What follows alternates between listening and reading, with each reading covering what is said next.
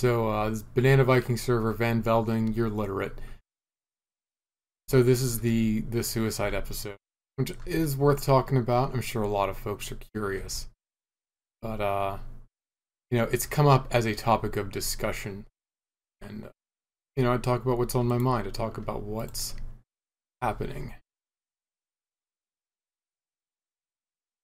Suicide is a legit thing.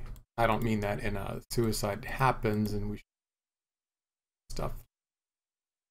You gotta go, you gotta go. I never really got the idea that a buttload of cliches could convince a person to stay alive. I saw a therapist once, and I swear to God, in the middle of what must have been a fairly unproductive therapy session, she must have opened up the oldest book and then gotten to the oldest cliche in it, and she pulled out, "As I leave, suicide is a permanent solution to a temporary problem." And nothing tells you that your therapist is checked out more than them turning to you and saying, "Suicide is a permanent solution to a temporary problem." Like, bitch, if I'm stupid, I get that. And maybe I'm entitled. People talk to me and they think, wow, that guy's really sharp. And so maybe I'm just demanding some due assumptions based on the fact that I have a brain that works and processes stimuli, which I don't think is a novel experience at all, but fuck me, I guess it is. Regardless, people have a knee-jerk responsibility to say, hey, stay alive. And I think that's fair. There's some awful piece of garbage right now who's on trial because she encouraged her boyfriend to commit suicide for reasons, and then he did. Shocker. And she's like the worst person on earth. So I think it's natural that we would reflexively say, hey man, hang in there. It gets better. Or you never know what's going to happen next. Or the good thing could be just around the corner.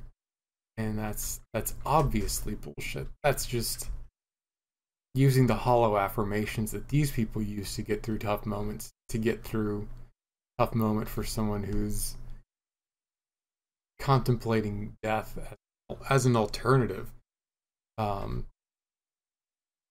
Perhaps you live your life, perhaps you fend off the darkness with cliches, I couldn't say. But like, fuck you, buddy. Like, am I supposed to be swayed by cliches? Like, good for you if that's what works. But also, you're a hollowed out husk of a person. And without meaning any disrespect for your knee-jerk desire to meet the social requirement to disincentivize self-determination, fuck off with that shallow-ass business. I know that there are shallow-ass people who have problems and they don't even consider suicide, and I think that's good on them. I don't think suicide makes you deep. I don't think it makes you undeep. I just think that the things that keep you going are not the sort of guy to consider suicide. Probably won't keep a suicidal person from suicidal. That's pretty far off the mark. But I think people want to help. And I mean, how the fuck do you help with that? So, we have cliches. I think a lot of anxiety just stems from poorly delineated social direction. People don't know what to do, so they default to social norms. Shitty aunts and uncles need a gift for a present at the last second. They go to Target, they go to a toy aisle. They know their nephew's either a boy or a girl, and so they buy one. And whenever Target says we're not going to do boy and girl aisles anymore, people lose their shit, even though Target still totally does that. But maybe the point that Target was trying to make is that toys weren't gender. But I'm sure that, little of this is helpful in an existential crisis.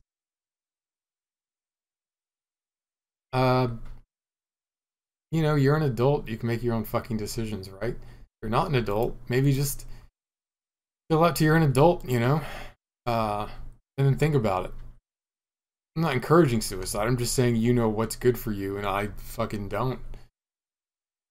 I'm not gonna give you some knee-jerk reaction to stay. I mean, look at it. People think, oh, suicide's not a big deal, but there's like a little plateau of where people can exist in this world, and people are just nudged off of it. People are nudged to the edges, and people are nudged out of sight, and then eventually those people are nudged right off, and the people who push them there don't even look at it. They don't look into that abyss because they know, on some reason, I'm sure, that they're responsible for it. On the other hand, they say, hey, I have to jostle to stay alive. I have to play the game.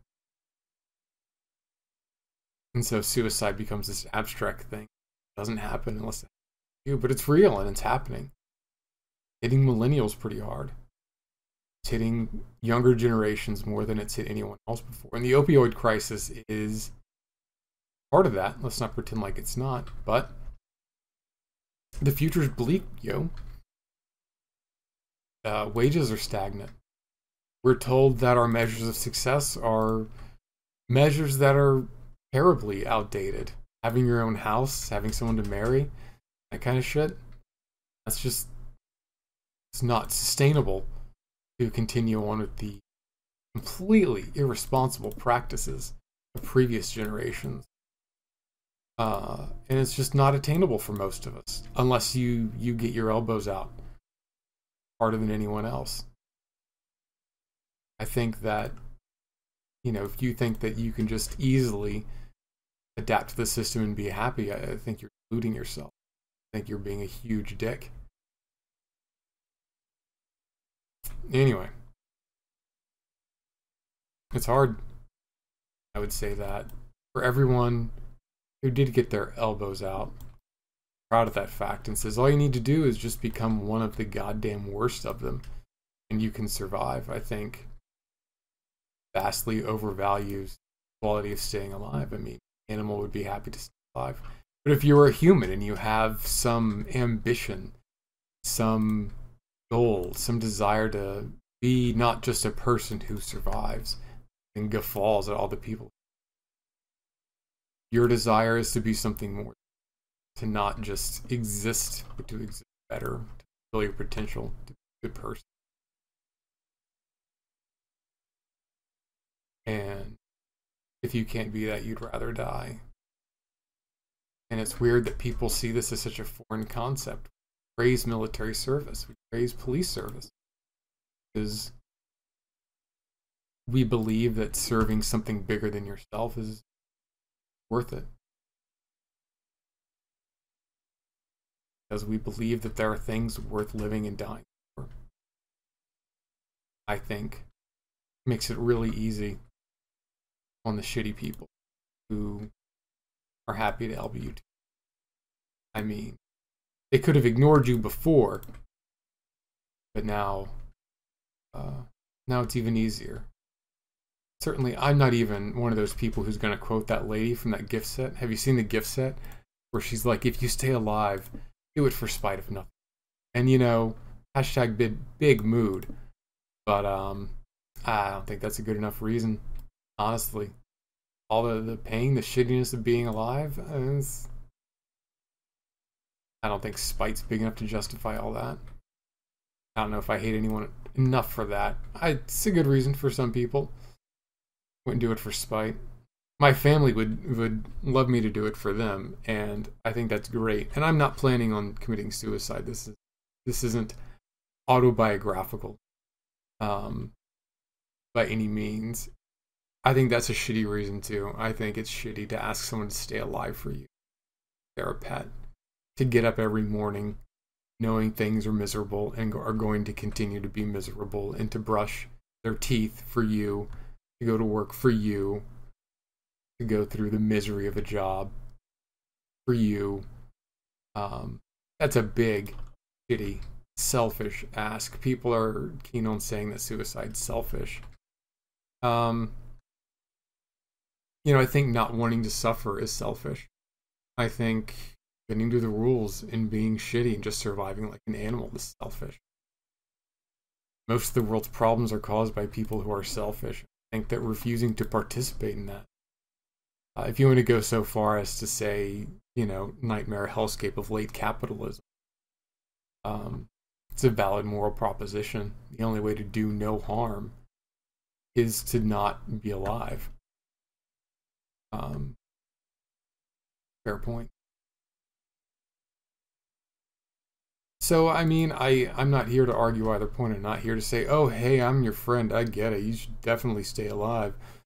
You should definitely do whatever you want, but, like, here's a million reasons in special cover to stay alive.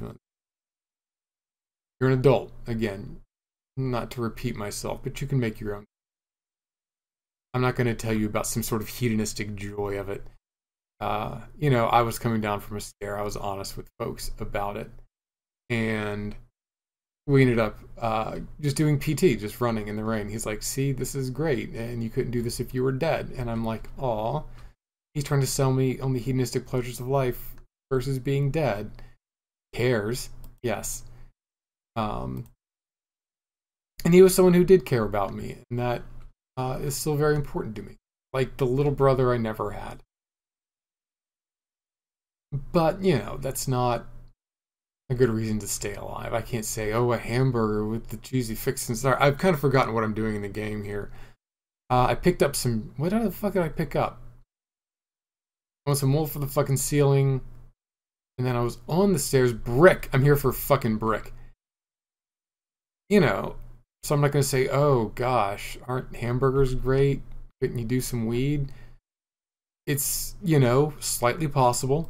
I'm not, you know, putting money on it. It's entirely possible that in 2020, Donald Trump will suffer the worst defeat in the history of American politics. He's going to take Mondale off the list. And then as soon as he's out, whoever the Democratic president is going to go, yeah, fuck reconciliation. This dude's going to jail. Pound me in the ass prison. And I think that's a great reason to stay alive. But it's the same argument from hedonism, right? It's just, oh, look at something good. I mean, you can fucking buy a hamburger and be fairly reliable that, you know, it's going to be there. You know, you can go to McDonald's and have a hamburger, and I can be like, hey, you can stay alive for the McDonald's hamburgers or for the Taco Cabana tacos.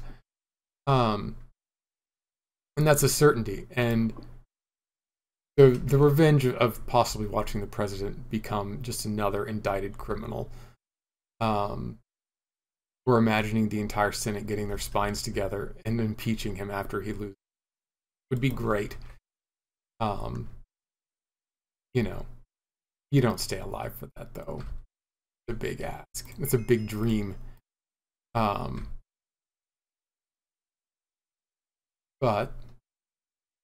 again, it's an argument from hedonism. It's not a good argument. I'm not going to make it because neither you nor I are idiots. Gonna put this rack up. My inventory is completely fucked right now. Is the reason. You know, I don't know. You know, I ultimately didn't do it simply because of the logical argument that I had not exhausted every alternative. You know?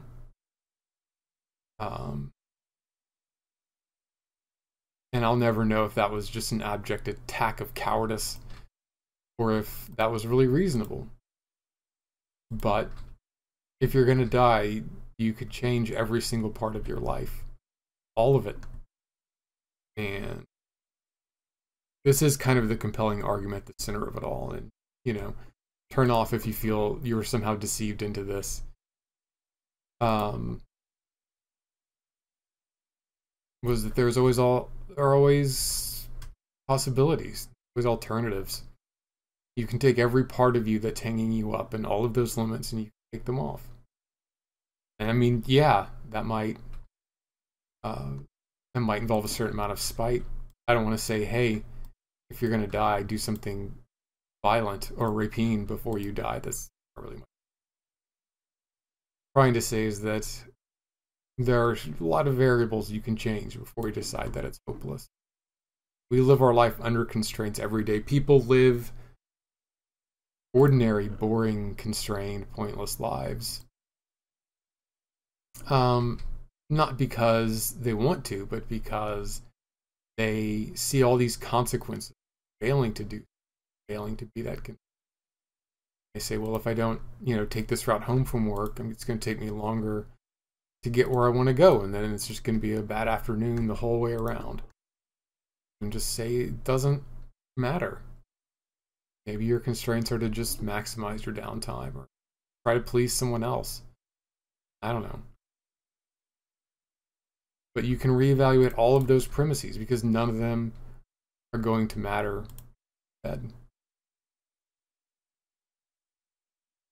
Like I said, it sucks. Don't go on a shooting spree. Like, I want to make it clear that, if you want to kill yourself, kill yourself. If you want to go on a shooting spree, don't do that. If you want to go on a shooting spree, and if you think that would make the world a better place, I would explore something else as an alternative. And I'm not saying if you're thinking about a shooting spree, I'm not saying. I'm just saying explore all of your alternatives if you think that shooting a bunch of complete strangers or people that you vaguely know is somehow going to be a solution to any problem whatsoever. Like, look, I was in the military, and even the military shooting people with political authority is not the solution to as many problems as you think, and they're hella organized. So, I think about these things a lot. I'll be honest, this is a prototype script from the hip. I wish I had a goddamn script. I don't think I'd be flailing at this exact moment if I had one. But, I'm not going to say, hey, I have an anti-suicide thing and it's masturbating like... Because it's not. Frequently. But it's not really tied to that. If it's painful, there's no alternatives. The few hours you have between deciding to do it and then getting ready to do it are some of the most liberating hours. It gets rid of a lot of the junk in your head. And it does. There was a phrase from Grosse Point Blank where the girlfriend, right? Like the assassin, he goes back home and he talks to the girlfriend and she's like, I learned about something called Shuba Dalla. And she's like, it's an existential wallop upside the head, which is exactly what our protagonist, assassin guy, has received. He's received a big reality check. His 10-year reunion and going back home and kind of learning how things are again. I need to pick up some stone. Yep. Yes. Right. This place is kind of tall enough. I feel like if I were to take the ceiling down, it would just be like kind of tall. I'm waiting for those bricks to smelt to make the block, make the furnace. I should make a campfire if I haven't already. I think I might just make the fireplace up here. Okay.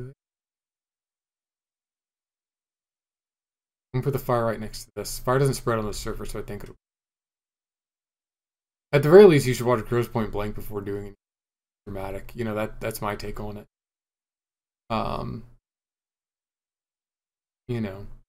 I personally would suggest something. I think it would be wrong, possibly even violate the YouTube terms of service to give specific suggestions. I would suggest something slow. I think if you're committed to your resolve, something slow, wide awake, painful, probably. I think it's going to be your last experience. I don't think you should dull. I think painkillers would be a terrible way for a person to kill themselves. Just because it's like it's your final experience, man. You're going to be scared, and I think that's natural, but one thing is you're probably going to get that euphoric joy of not having any more commitments. From the time you decide to do it, from the time you do it, it's pretty typical. It drives with my experience. And just knowing that you don't have to do things, that you can leave this room at any time in a proverbial sense, can be a good load off. Yes, I'm going to make a fire. I think I need sticks in my inventory.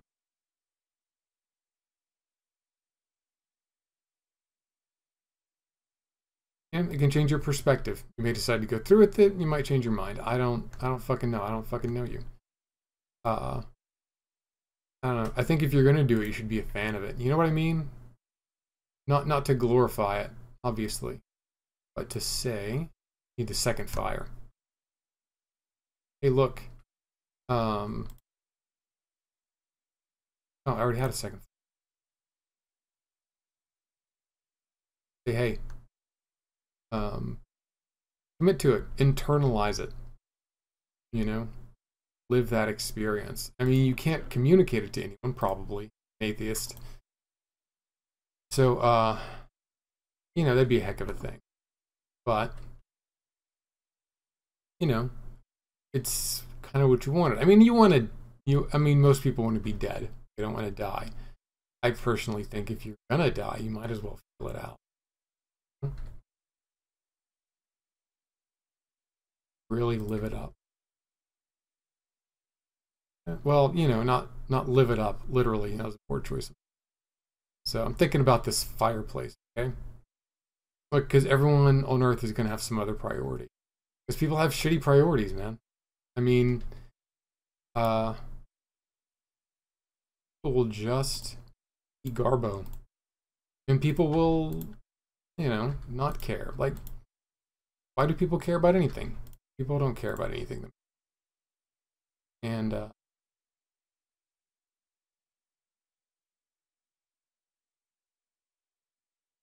yeah, people are going to be messed up, and people have a shallow understanding of what it's like. Oh, look, I have bricks. Ooh, brick fireplace. I'm gonna make some brick stairs. That's for sure. Make some efficient brick stairs.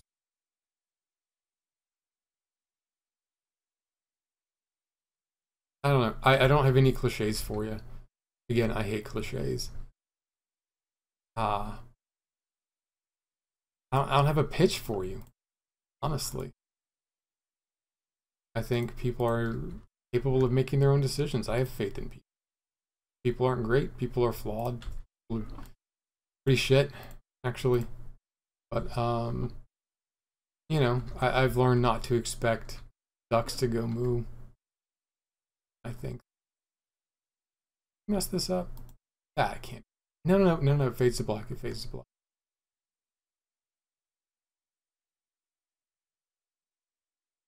There's really no conclusion for this. I'm just gonna make a little fireplace in silence now, because oh, a fireplace.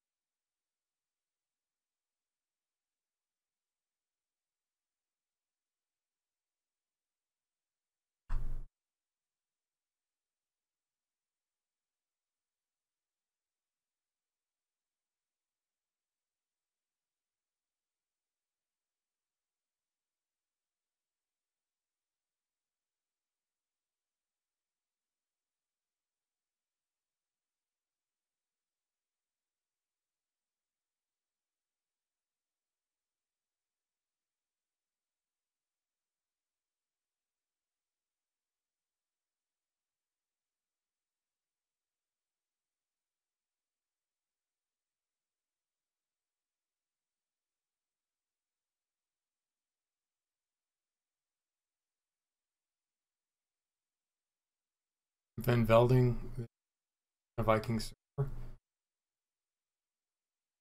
This is the finished build of the loser's line.